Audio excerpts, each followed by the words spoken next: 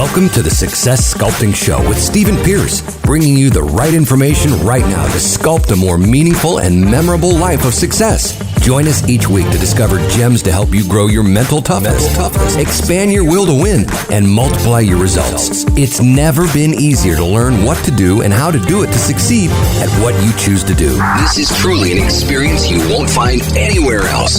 Now, here's your host, the Success Sculptor himself, Stephen Pierce. All right, everybody, welcome back to another episode of the Success Sculpting Show. And I am, your host, Stephen Pierce. And today, we got something incredibly special for all your entrepreneurs, your network marketers, your direct sellers. Any one of you, whether you own a business or you have a position within the business and your sales is dependent on your growth, then today is your day, because we have the $1.3 million a month MLM legend. See, a lot of legends are gone, but we got a legend that's living. I am talking about no other than Holton Buggs. Holton, for those of you who don't know, and that should be very few of you, Holton was the driving force behind Organo product launches and incentive programs on a regional and a global basis. And right now, Holton is the Chief Visionary Officer, and he's responsible for the global vision that will set the tone and pace for the business growth and continue global expansion for Organo. But check it out. Before all that happened, like many of you, when you get into your own business or into direct sales, you're not necessarily in a pretty position. Holton was $250,000 in debt from a furniture business that got hit with some economic changes. He was 45 days away from foreclosure with his Lexus, man, already repossessed. And he knew something had to change, and that change had to be him. And he made the change.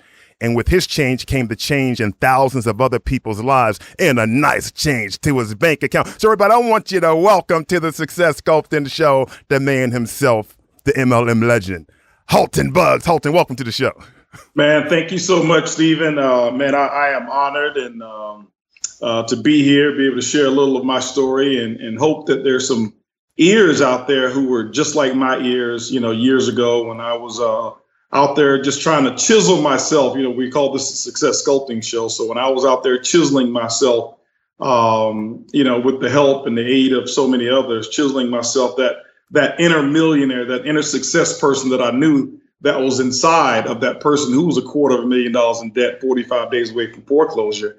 That was my exterior, and I was just chipping away at it. And so hopefully there's some people out there listening right now who are just chiseling away and molding and sculpting that successpreneur out of them. And hopefully we can give them some benefit, man. So thanks for having me. Well, it's awesome to have you here. And I want to talk about what you just mentioned, how you were chiseling that away. And I know one of the things that's important is you talk about vision. So how is it when a person is faced with debt? Somebody can have less debt or more debt, but they have their situation. How is it they can look beyond their current circumstances and situations and have that bigger vision like you had to see, hey, where I'm at is not where I'm going to be permanently. And you kept on going. Like you said, you kept on chipping away. How does a person develop that type of vision and strength to push through their existing circumstances? Stephen, that's a great question, man, because what happens is so many people, they look around and they look inside, look at their circumstances, and their circumstances becomes their world. And typically, when you live in a world, you never look at exploring outside of the world. I mean, just think about life itself. Not just our personal life, but just think about life itself, our world. We've never thought of another world outside of the world that we have. And so now when you break it down and people have a smaller world in which they live, their own little bubble in which they live, they don't understand that there is life outside of it. You have some people who go out there and explore, just like our planet. Some people who go on and explore to say, hey, can I live? And is there life outside of this planet? Because most of us have been conditioned to believe that life only exists on the planet Earth. And so what happens is most people, when they have a situation, that's their planet Earth. And they're wondering, is there life outside of this particular Earth that I live? Is there another side? Is there a being that's out there that I could find in myself that has a different set of circumstances? And so the first thing that a person has to do is to understand and explore other people who've been just like them. I can tell you right now, if it had not been for me surrounding myself with other successful people who had a story, it would have been hard for me to believe that I could have been anything different than I was. And the reason why is the way that I grew up not with people who were financially successful. I grew up with meager beginnings, meager means. I didn't know we were poor until I got to college and I saw people with food every day. And I was like, hold on for a second. Y'all got food every day? Y'all eat that many meals a day? And I was looking back on my life, understanding, well, see, I didn't understand that. So, and then when I started to surround myself with people who had similar situations, but they found my answer and got rid of the problem that I had, that was when I knew that there was a different world that I could actually change, because all I knew was all I knew. And so the number one thing is exposure. People, you must expose yourself to a different world if you want to actually be able to create a different world. So yeah, that's the number one thing. They've got to expose themselves. So let me ask you this, in talking about exposing yourself and being around people that can expand the vision that you have for yourself, I want to talk about a lot of the things that you went through, because one of the things you talked about is early on in your direct sales career, you spent like 7 years in the business. You never made more than $500 a month and didn't have more than 50 people in your organization. You said, and they weren't all in at the same time. Why didn't you give up? Because giving up is the easiest thing for people to do, right? Making excuses is easy to do. And looking at your history, you have many opportunities to do that. Why did you not give up? Well, the thing about it is, I knew where it was that I wanted to go, and I knew what the alternative was of not pursuing it. And so I had already seen my mom struggle. And I when I went off to college, you probably know the story. I'm sure you've heard it. I went off to college. I left my mom and my two younger brothers, and my mom had just recently had a stroke. I had to teach her how to walk. I teach her how to bathe herself. I had to teach her how to clothe herself all over again. And I went off to college saying, if I stay in Tampa, where everybody said, man, how are you going to leave your mom right now? I said, well, if I do stay here, yeah, I'll teach her how to walk and all of these things, but I won't go out and create another future. But if I leave and go make something of myself when I left to go to college, then I'll have something permanently that I could bring back. So it's no good her being able to walk, being able to do all of these things, and we're living in the same circumstances. So when I start pursuing my dreams and goals, and I saw the failure experiences and moments, and that's the key word, moments, failure moments that I was experiencing, I didn't have an alternative because I knew what it was already. I knew that, okay, if I give up, I'm going to go back to Tampa, Florida, or live here, and my mom will be in the same situation. My family will be in the same situation. I would not have made a difference. And that's not what I wanted. I came to Houston, Texas to go out there and make something of myself. And I thought that initially it was going to be in college or playing professional football. And so a good friend of mine told me, he says, a good friend of mine, Anthony Murray, he said, don't marry the method, marry the message. And so the message, marry the mission. I'm sorry. So the mission that I had was to come out and make a difference. The method that I thought in the beginning was going to be playing professional football. Well, that wasn't going to work out, but I kept the mission. And so I focused on becoming an entrepreneur, started a business. That business took off and that business failed immediately. But guess what? Kept the mission, but the method changed, got involved in network marketing, got started with network marketing, new method, same mission, 7 years, no more than $500 a month, as you mentioned. Yeah, 50 people in the organization total. After 7 years, I probably never had more than 10 people in the business at the same time over a 7-year period of time. That's now the new method. Mission is still the same, but I kept believing in my mission. And so that's why I never gave up. Next thing you know, I transitioned from that, got involved in another business that I started, a furniture company. Next thing you know, that furniture business takes off. I started to succeed. Guess what? Method now changes. Mission stays the same. I need to take care of my family. That business went on for 5 years. I made great money, spent every single dime of it. I had a philosophy, make money in my 20s, save in my 30s. Bad philosophy.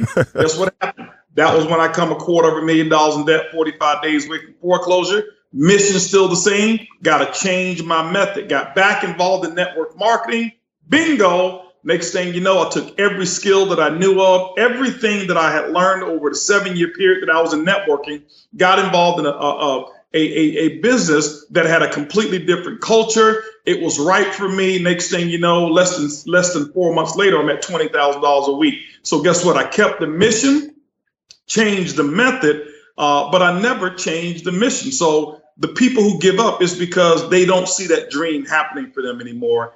And I clearly saw mine happening because I didn't have a choice. I didn't have a choice. I had already grew up on the bottom, didn't know I was on the bottom. And it was the best thing I could have done was get around people who had a whole lot more than me, because I realized, man, I've been living at the bottom. I don't have anywhere else to go but up. So failure for me was basically going back to where I was, which once I got exposed to something, it was like, hey, listen, I can't go back to that.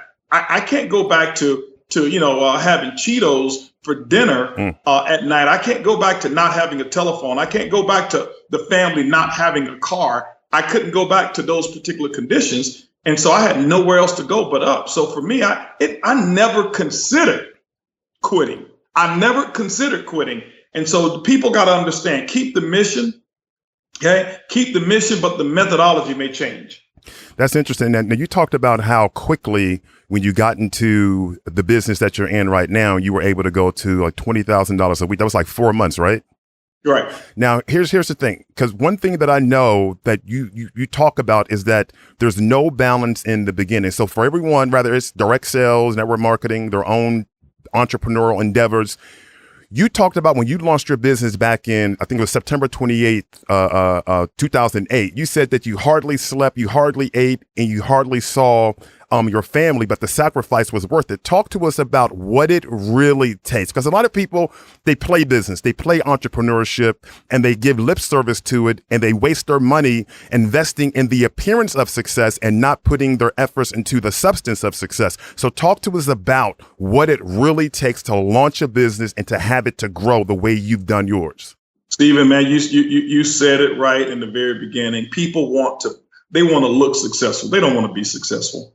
They have this imaginary thing that successful people have this comfort zone, that successful people can do all the things that they really want to do. Successful people have this comfort zone, and it's the furthest thing from the truth. And see, what happens is most people look at the finished product or the fully developed product of success, and they think that that's how it always has been.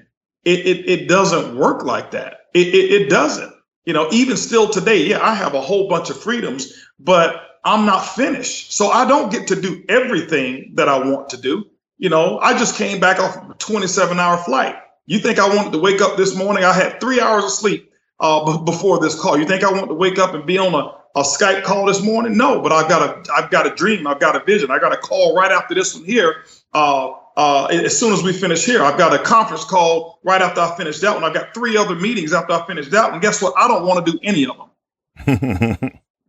And I'm being honest with you guys. People, I thought you enjoy what you do. Well, yeah, I do enjoy what I do, but I don't enjoy every single day of having to do it. Right. And so in the very beginning, as I started to launch my business, I knew that I was going to be faced with doing so many different things that I didn't want to do. I want you to imagine this. I'm going to draw a parallel here. And I want you to just imagine, let's take somebody like a Muhammad Ali, okay, right, who was one of the greatest ever. Do you think he enjoyed getting up in the morning, 4 o'clock in the morning, running 5 miles when it was freezing? I'm talking about freezing over there in Kentucky, and then going into a gym and letting somebody beat on his head for 3 to 4 hours a day? No, not at all. You think he enjoyed that? You think he enjoyed when you see people in the gym, when you see them boxers in the gym and they're running X number of miles and they're doing X number of sit-ups, and you see the pain on their face from working their bodies, the way that they're working their bodies. No, you don't enjoy that. What you enjoy is the vision of what the finished product actually looks like. Right. And so successful people very seldom enjoy that vision. We very seldom enjoy that vision. Why? Because it continues to grow and it continues to grow. So when I started, when I started working on, when you reference, the beginning phases, that there is no balance. There is no balance.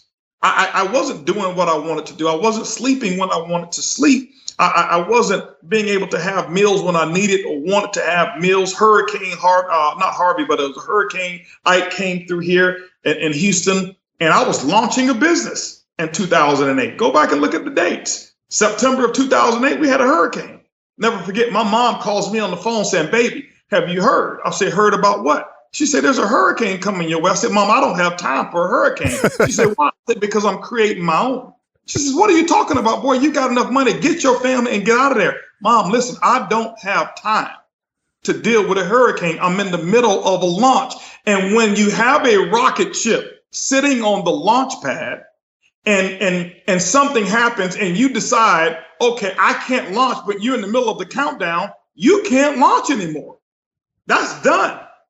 So I had a decision to make, and I'm very respectful of people who had to endure challenges and loss throughout some of these natural disasters. So I'm not belittling anyone who left or whatever it is, and I'm not encouraging anybody to just stay and try to say, I'm waiting it out because I heard HB. No, it was just, I was so convicted. I hadn't watched any television. I hadn't listened to any news. There was nothing that I had listened to that was letting me know except my mom. So I really didn't understand the severity of it. But at the same time, I knew how big my vision was. And guess what happened? I never forget, the storm came here. It came over our neighborhood. It devastated so many houses in our city. Every house that I knew of in my city lost power.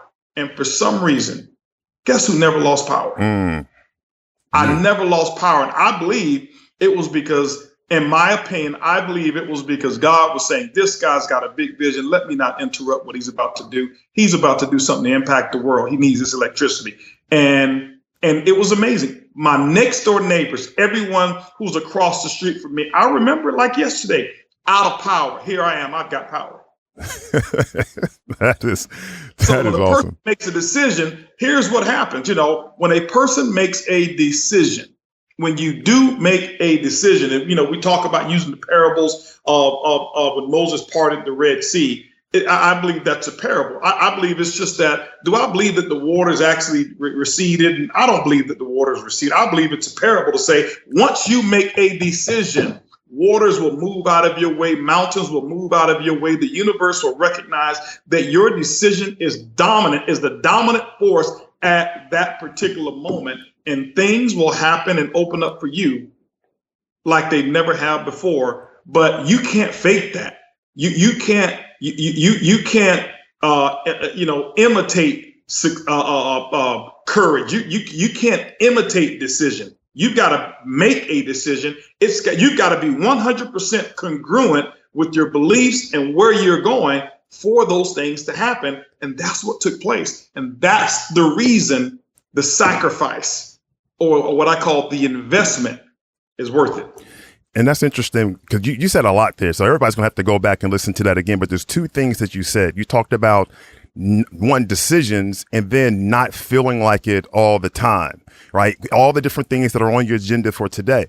But unfortunately, it seems like a lot of entrepreneurs, they're very emotional thinkers. So it's more of, well, I don't, if I'm not feeling it, it must not be right. And if I'm not really enjoying everything, then something must be wrong, because we're kind of sold on the idea that if you're not having fun and you're not enjoying it, then you shouldn't do it. So when you're making a decision, how does a person avoid making a decision solely on the feeling? Like you're talking about, like Muhammad Ali and the boxers. They decide to go to the gym, even though they may not feel like hitting the pads, running for miles and for miles. How does a person control those emotions and understand that they can deceive them and they can sabotage them? And because I tell people, hey, listen, don't have your emotions to bow to your commitment, have your commitment to bow to your emotions. How do they get into that spot that you're at, where it's like, you don't feel like it, but you're doing it anyway? Here's the thing. Here's what I want everybody to know. Remember this, write this down. Commitment to continuity produces emotional stability.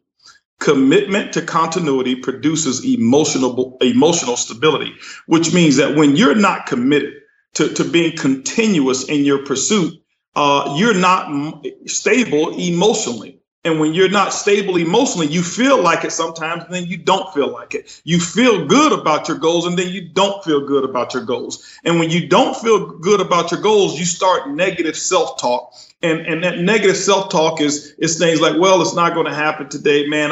You can't see that vision through. And it's just like planting your seeds. And when you stop feeling good and you have negative self-talk, you plant seeds that you don't see growing. You go back and pull up the seed just to make sure that you planted a seed there. What happens is now that the life of that seed is done. It's done. And so many people, they do the work to become successful.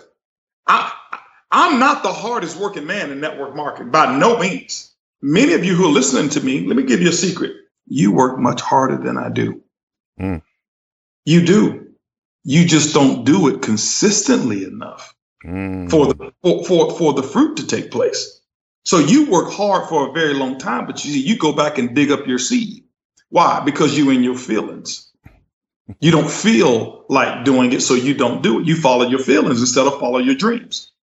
And so that's the biggest thing there, is that I got committed to being continuous in my pursuit until it worked for me. For example, I've talked about, when you're in the desert and you're thirsty and you find a pump and there's no water, but you find a pump and you see this well and you start pumping this well, hoping that there's water in there.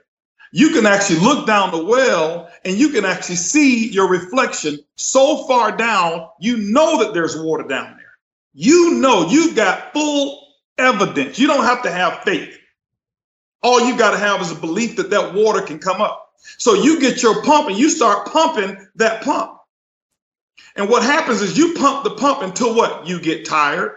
So now that you're tired, you're in your feelings. So what you say is, okay, the water didn't come out today or within this last 4 hours that I've been pumping, so I'll come back.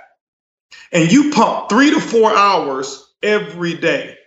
But what happens is see, the water is representation of success. So what happens is you work every single day, but maybe the water requires 4.5 hours for you to start seeing the little trickle that you need. But you quit at 4. So you do it every single day. See, if you do it every single day for 2 to 3 years, like I did for 7 years, I was pumping 4 hours. I only needed to do 30 minutes more, but I got in my feelings at hour 4. And because I paid attention to my feelings, I didn't go through the next 30 minutes so that I could receive some of that water. And so I worked harder my first 7 years in network marketing than the people who were making 6 figures a year.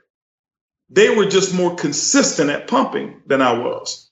And what happened with me is when I learned commitment to continuity produces emotional stability, I pumped until I saw some of the water come out, which meant that I would pump for 4.5 hours and then I'd do a little bit more. Now what I've done is I've primed the pump for success. Once I prime that pump for success, I can take a small little break. And as long as I don't take a break long enough for the water to recede back in the well, because now I've got to start completely over. And what I would do is I pump a little bit more and I get that water running running a little bit more, a full flow of water. Now I know I've got a consistent flow of success or income that's coming in. What I do is I work even harder. And then what I do is I take me a little break, come back, pump the pump a little bit more, take me a little break, come back, pump the pump until it's gushing out. Once it's gushing out, now I can take me a week vacation, 2-week vacation. Why? Because I've done the work to prime the pump. Most people, you're working so hard, but you're so inconsistent in your work. You're so close. The water is right now about to come out the valve, and you get in your feelings. And when you get in your feelings, the water recedes if you pay attention to your feelings.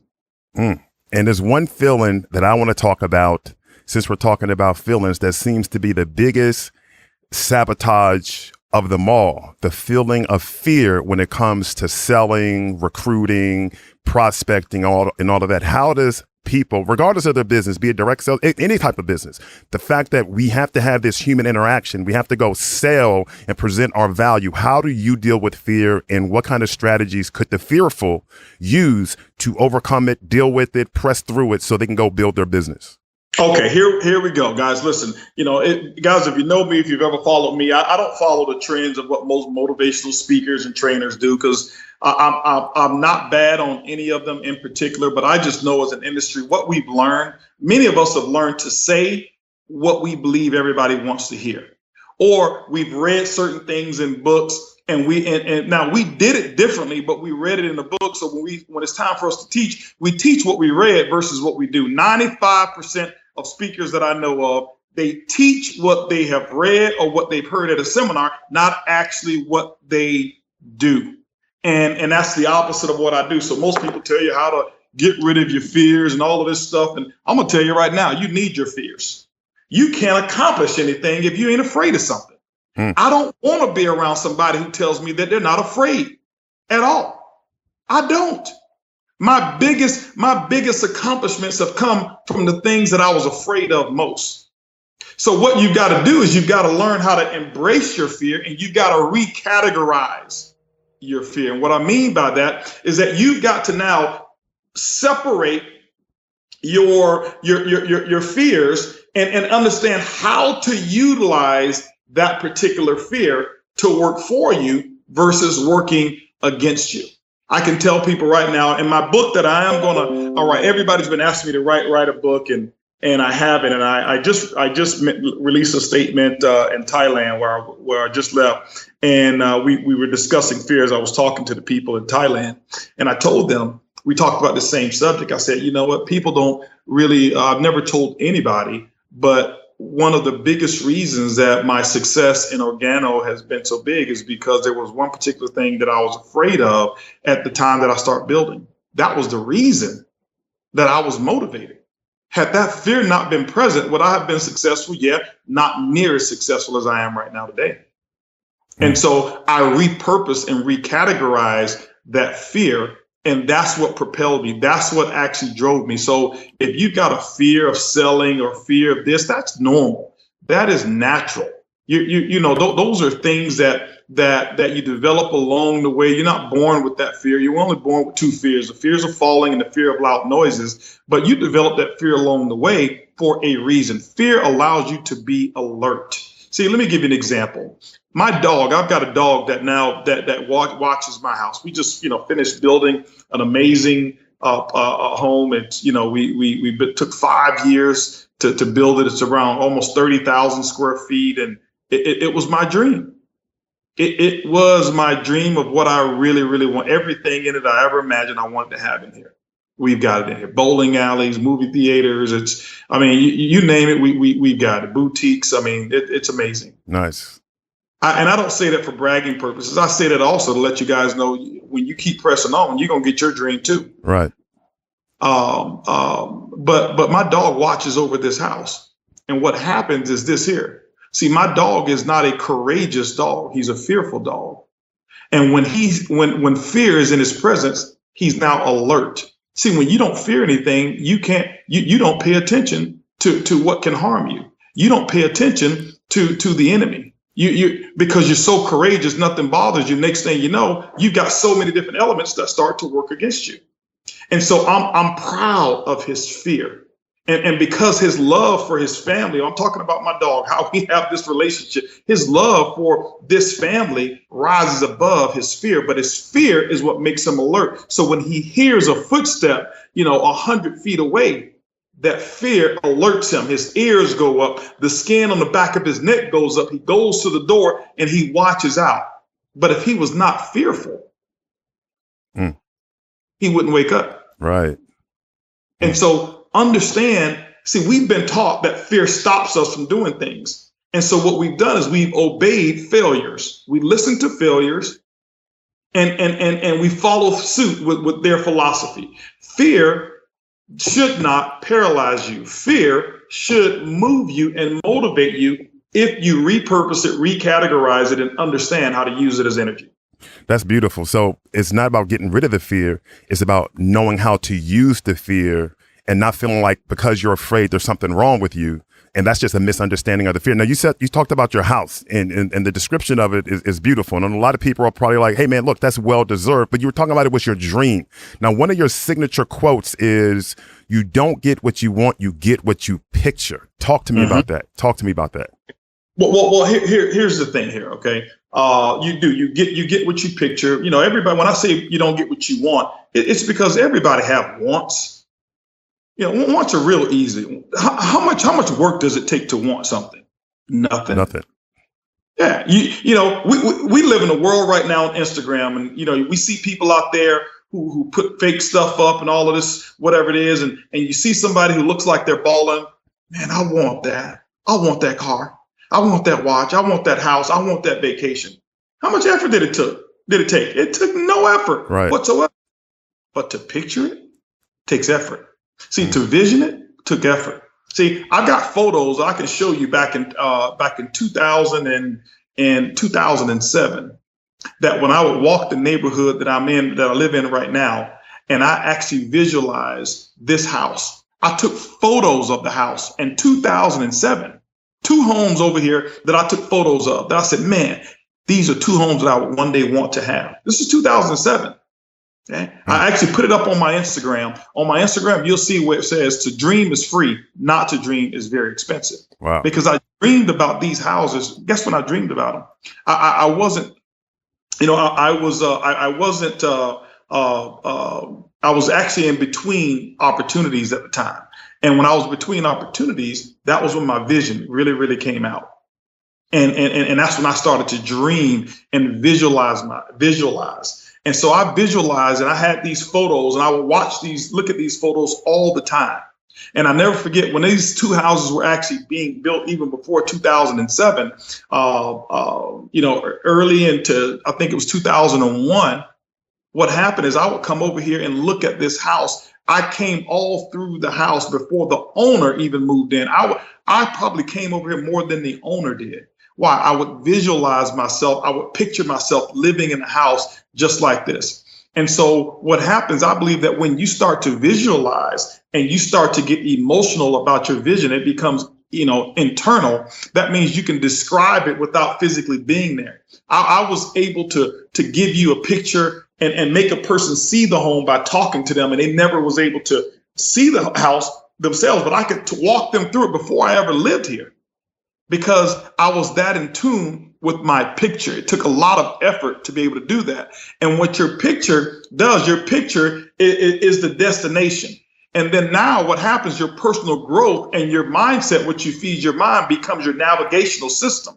So my navigational system had a destination. It was called Buggs Mahal. That was one of my destinations. And so when you understand how your computer works, when you put the destination in there, your computer is going to, your navigational system, that personal growth that I'm talking about, is going to find a way to get you to your destination. All you got to do now is you got to be obedient to the signals. See, when you're using your navigational system, the navigational system doesn't take you 20 miles and say, hey, listen, I'm tired. Let's take a break. Go to a rest stop because I'm tired of giving directions. And that's what most of us do when we're on our path to success. As I mentioned, we stop pumping, we stop driving, we stop moving towards it because we're in our feelings. And so when you understand those 3 components there, that personal growth, the navigational system, being obedient, committed to continuity, as I mentioned before, and then understand being able to picture your success, which is the destination that you put into your navigational system, what happens is things always come up to bring you towards it. So what happened is here I am. I'm growing my business. I'm not giving up. I'm focused. My realtor calls me one day, says, Buggs. He said, you wouldn't believe it. I said, well, I would believe it. Just tell me. He said, listen, the house you've always wanted is now for sale. He said, but here's the thing. He said, it's in foreclosure.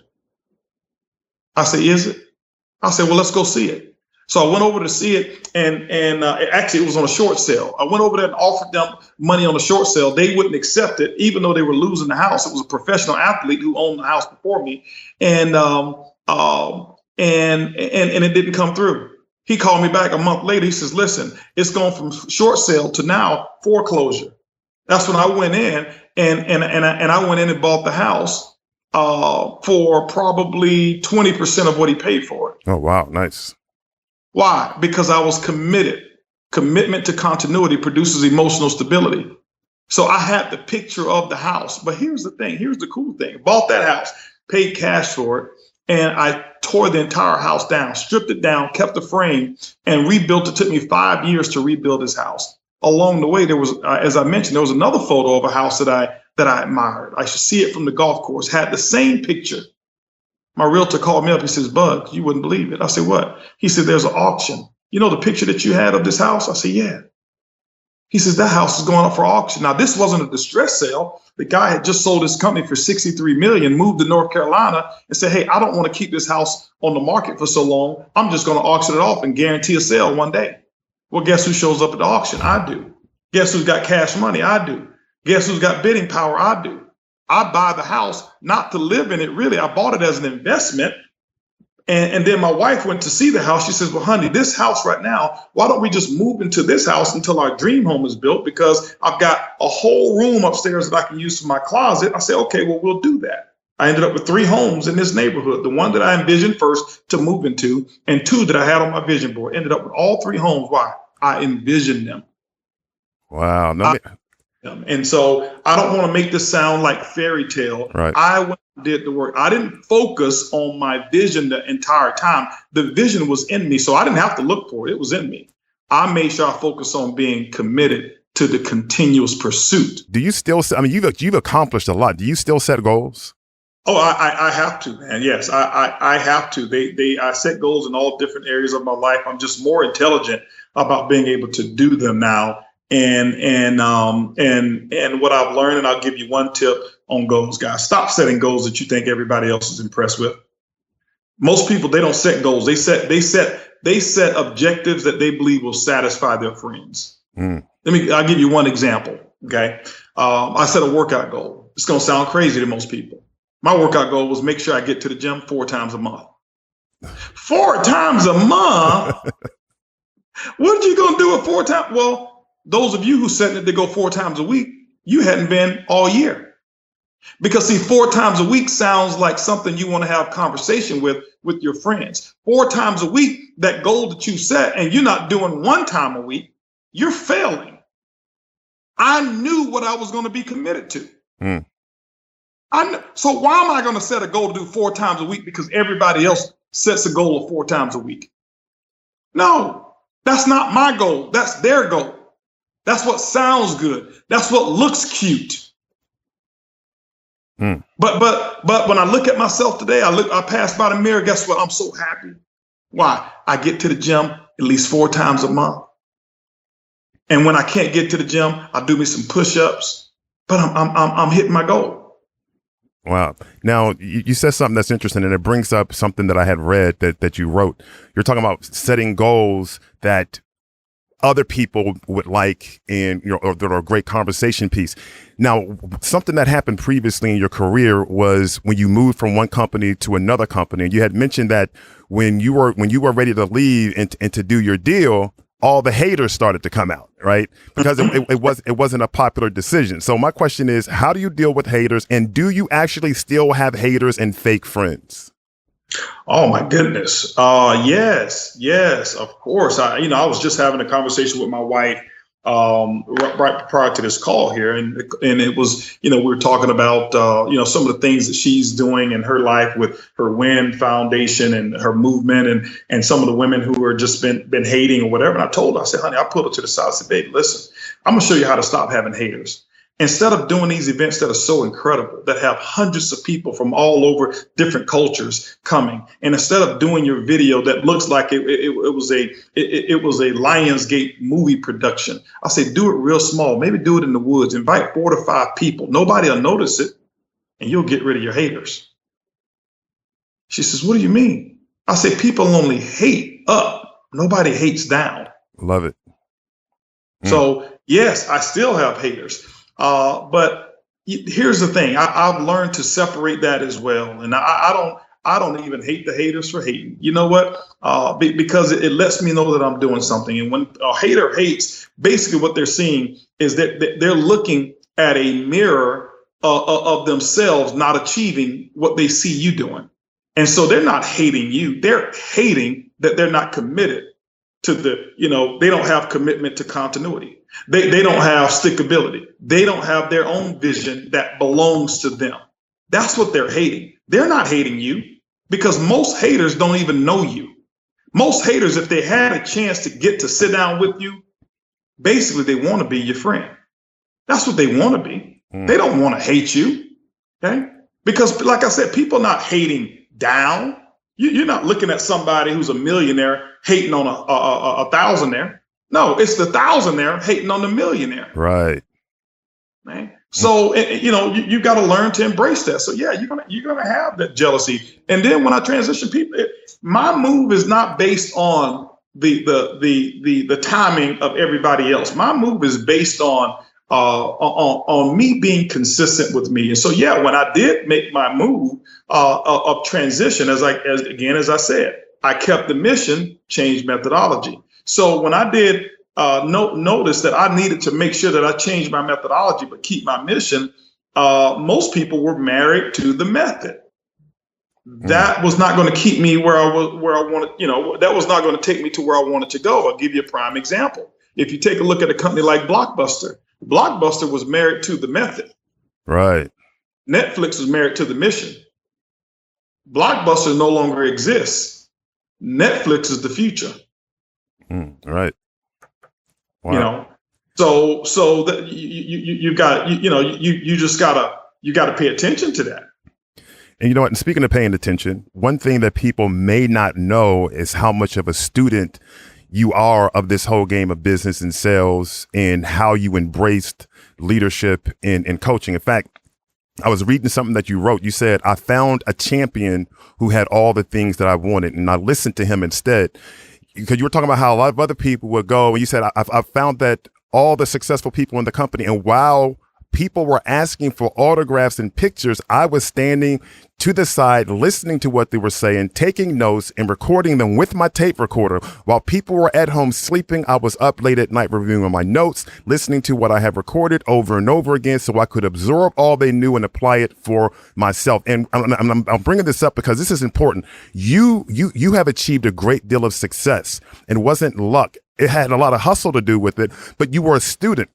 So when people go to these events, they get into this man worship, right? Oh, there's such and such. Oh, there's such and such. And they're taking pictures, and now they want to spend what little money they're making to try to floss with the purse, the belt, the clothes, and all this. But you studied, you mastered the techniques, you understood the science, you understood the art. How big of a difference will that make to people in their business, in their careers, if they remove themselves from all the glit and the glamour, if you will, and get to the brass tacks on how this business operates and be true students of this game? I tell people, hey, listen, keep asking for selfies if you want to be average. And say that again. Keep asking for selfies if you want to be average. I love that. Yeah, if you want to be average, just ask for selfies. And now here's the thing, and I'm telling you what if you ask anybody in my group, it's the same thing. I do leadership trainings all over the world. I just came back, from, as I mentioned, from Thailand. I was over in Thailand. I was over in Laos. I left actually Mexico, Thailand, and Laos. So I did a 3-country tour. And I told them, I said, guys, listen, I'm here giving you information that has made me tens and tens and tens of millions of dollars. And what you're in my training towards the back of the training, turning around, taking a selfie. See, what you want people to associate you with being with wealthy people, instead of people wanting to associate with you because you're wealthy. You want to floss. You want to be able to say, I know him. I rub shoulders with him. Instead of, I've studied under him. Right. Okay. And so people will break their necks, stand in line for hours to get a photo with me. And there's very few who will break their necks to get around me in a solitary moment to be able to ask a few questions. And so the thing I tell people is, listen, see, when you're going up to a person asking for selfies and autographs and all of that stuff, I'm not saying don't ever do it. But what you're doing is, you're taking from the teacher. What I've learned to do is when I have somebody who can mentor me, I don't take from them. Okay. I don't take from them their energy. I want to provide an environment where they feel like I've lifted them in some kind of way. Why? Because the ones who always want selfies, I don't ever find myself counseling them. But the ones who when everybody else is saying, can I get a selfie? And they see me standing in line for hours and they say, here you go, HB, or here, Mr. Buggs, here's a cup of water. I see that your smile is a little dry right now. See, that person is saying, let me give to the leader. Right.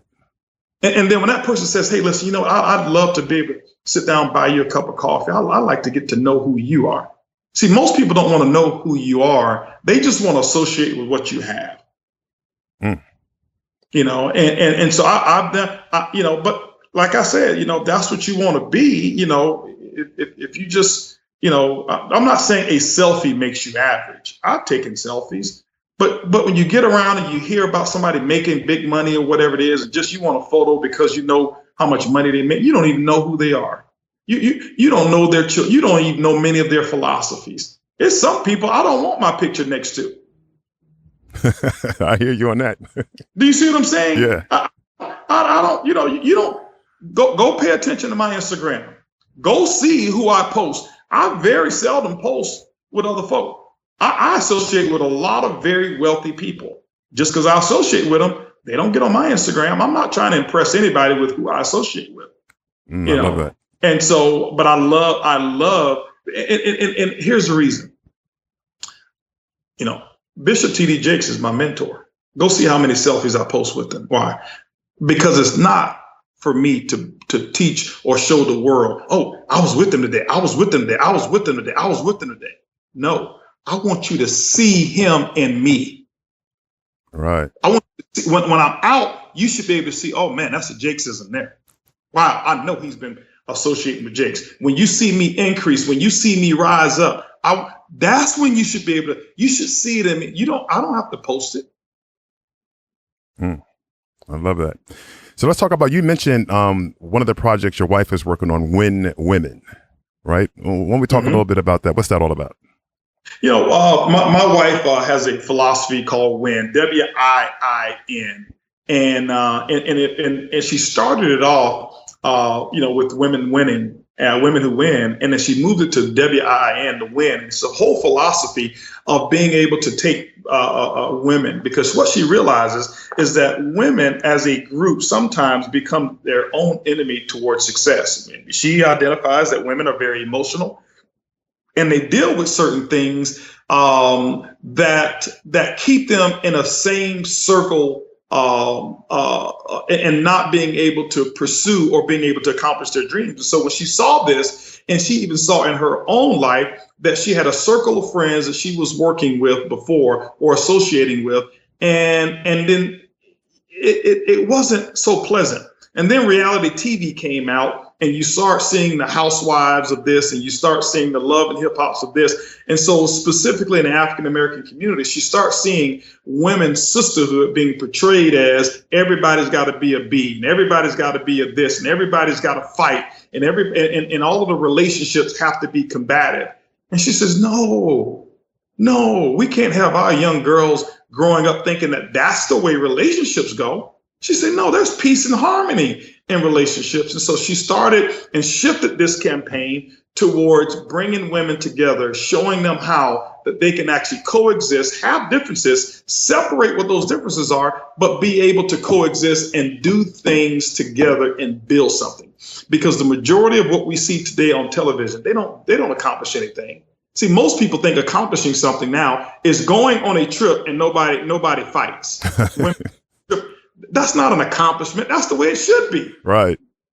And so we've set the bar so low. The expectations are so low for specifically African-American women. And she says, no, that bar is not going to be like that. I'm going to go do what I've got to do to make a difference. So when you actually follow her if you follow her at Holton Buggs on her Instagram, you'll see what she's all about. And she does her pink notes on typically Monday mornings, or sometimes she'll do them whenever she's inspired. Erling's pink notes, but she teaches women how to dress for less. My wife is a fashion guru. The fourth floor of our home, it's 3,600 square feet, and it's her closet, or what we call the boutique. Wow. Okay. And that's just, she's been like that ever since I met her when she was 12 years old. It didn't change because we got money. She's always been that way. But now she can just afford the things that she wants. Right. And so what she'll do is she'll teach women, hey, listen, it's not all about that. Most women see her in all of this stuff, this high priced stuff. But my wife can go out and buy a $26 dress and make it. And everybody thinks that it's, a $3,000 dress. And so she promotes that. Don't go out and spend money that you don't have. Stop trying to look at all of these people on Instagram and spending all your money trying for just for a selfie or for a photo on Instagram. So she promotes being able to do well with your money, how to really be the queen to a king, understanding how to wear and maintain your crown, not giving up your crown as a queen. And so I'm very proud of what she's doing with that. Women have been affected all over the entire world. She just did one in Mexico. I think we had about 700 women there, and we had to open up the walls. We turned so many people away, and because women are starving for this type of information. So my wife doesn't speak a lick of Spanish at all, but she was able to be there and infect people like crazy. She went over to Italy, did one in Italy. It was the same thing. London, the UK. She's going now all over the world. She's so much in demand right now. People who want who want to be a part of this movement, and she doesn't do it for money. She does it for a cause. I love that. Now, what about OG Cares? Talk to us a little bit about that. I want people to understand what it is you're involved with. Well, with OG Cares, it's a charity, and as I started to build and as things changed for me financially, my goals change. And by the way, I'll share this with you. I hear so many people who start to say that they're building their business because, I want to help people. And here they just starting, and it sounds good. It's a goal that sounds good. I didn't build my business because I wanted to help anybody. I didn't want to hurt anybody. I knew people would get help, but that wasn't my goal. My goal was to take care of my family. Love that. And stop feeling guilty, about putting yourself first sometimes. And that's why you're not accomplishing anything. Because, I want to help people. Well, you hadn't even gone out showing your presentation, sold your product to nobody. How many people do you really want to help? And so as things changed for me, I focused on me and my family first through serving others. I wasn't selfish. I knew I had to serve others. And as things changed for us and that we were satisfied with at least, where we were, my things tilted for me in the direction of being able to focus on other people. And so OG Cares came out because I wanted to have a philosophy that it didn't matter how much I'd gain. I wanted to be known for how much I was able to give, not how much I earned. Right now, people look at me about how much money I've earned, which is good. That maybe should be the motivation for some of you.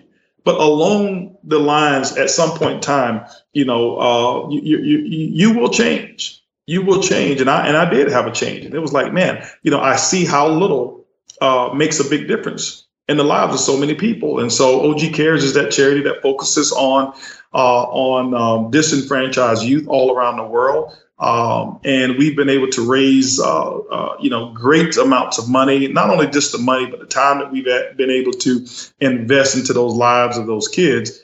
seeing people such as myself who came from nothing and who rose to something above what even some professional athletes or actors have been able to accomplish, most of them, and seeing that they can do it too, that you don't have to, dunk a basketball, you don't have to throw a football, and that's okay if you have that talent, but you don't have to be a rapper or an actor. You can actually be in business. And that's really what I want to be more known for. Because whenever I'm in my car, you know what they ask me?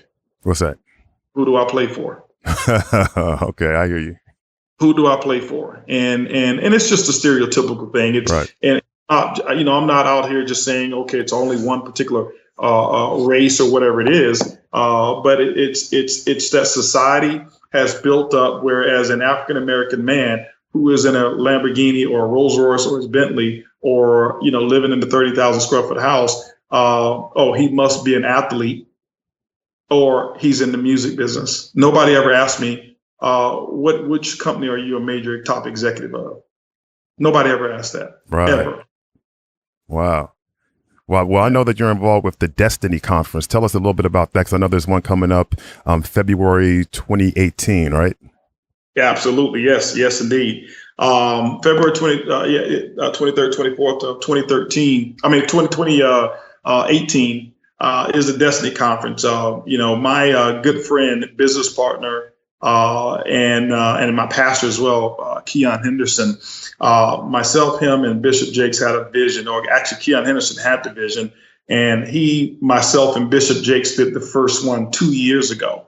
And at that time, Bishop Jakes had a book called Destiny. Keon, who is mentored by Bishop Jakes as well from a spiritual standpoint, created a conference called Destiny. And it's basically a business conference. It's not a church conference. It's a business conference where people who want to understand how to get to that destiny, as we talked about in the very beginning,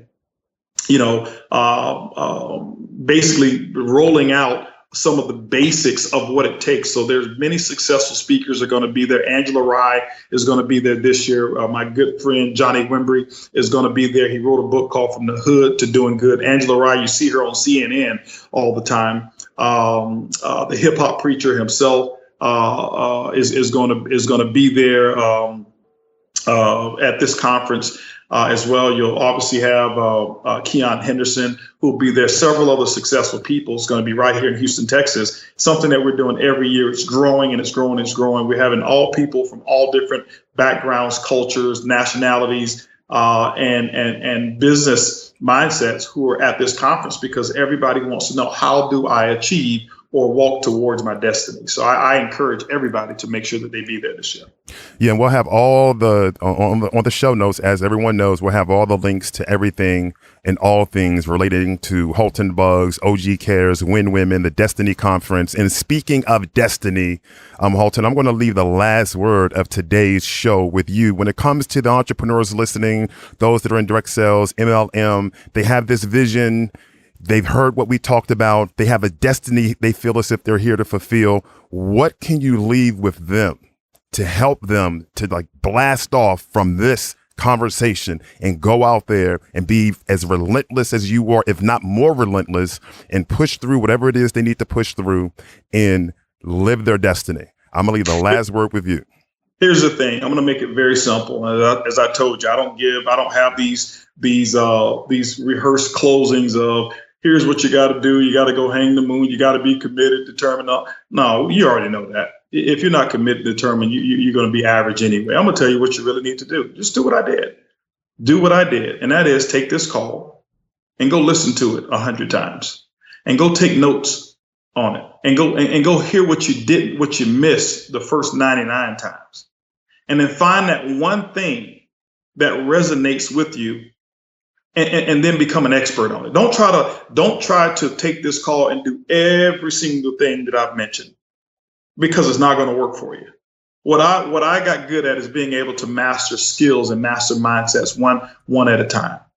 Because we live in this microwave society where everybody think, man, if I master everything that he just mentioned this year, I'm going to race to the top. Well, you're a fool if you think you can master everything in 1 year.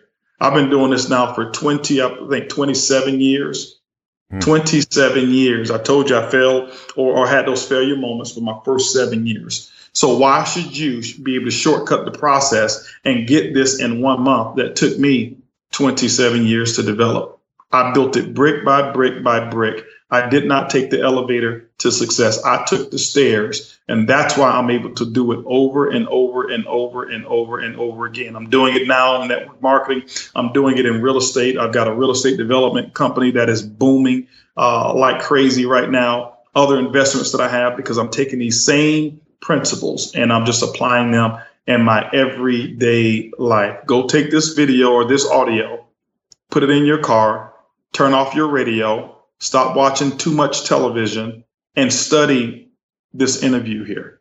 Study this interview. My purpose for waking up this morning is not that I wanted to. I didn't want to. But I knew there was going to be somebody who was a Holton Buggs or an Erling Buggs that was going to be out there listening, hoping for some answers or an answer to one of their challenges. And so hopefully that's you. Hopefully you find it. And I love to hear about your story, man. I appreciate you for having me on and allowing me to live up my dream of affecting the lives of over 100 million people, spiritually, financially, and personally. That's my mission. You heard it from the legend himself, everybody. Get to it. Thanks for listening to the Success Sculpting Show with Stephen Pierce. If you like what you just heard, we hope you'll pass along our web address, successsculptingshow.com, to your friends and colleagues. Be sure to check out our archives of previous podcasts and check the schedule to join us for our next live streaming Success Sculpting Show webcast. This has been a Success Sculpting Incorporated production. Join us next time for another edition of the Success Sculpting Show with Stephen Pierce, and tell your friends.